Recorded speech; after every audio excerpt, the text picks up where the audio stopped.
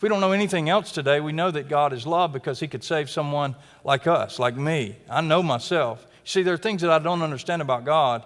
There are things that are explicitly clear to me about myself. And I know that I'm in need of someone outside of myself and beyond the capability of myself to do something for myself that I can't do for myself. I know that without doubt.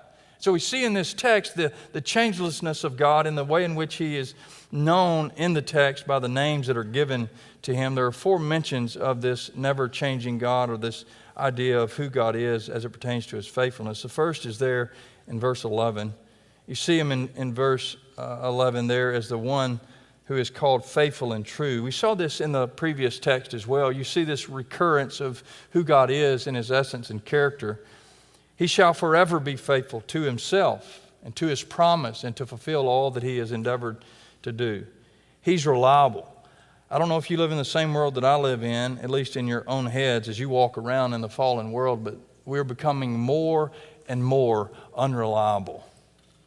In the trades, in academics, in all the areas of life, and even within our own selves, we're coming up with more excuses and becoming more and more unreliable. People's word means zippo anymore.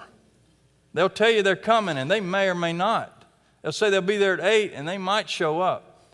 And if you have a satellite provider, if you work for here, this is no dig on you, it's just the reality of the world we live in. They'll tell you they're coming between 1 and 4 on Monday, as if you don't have anything to do for 4 hours, and then they won't show up until Wednesday. It's the reality of the world that we live in, an unreliable world.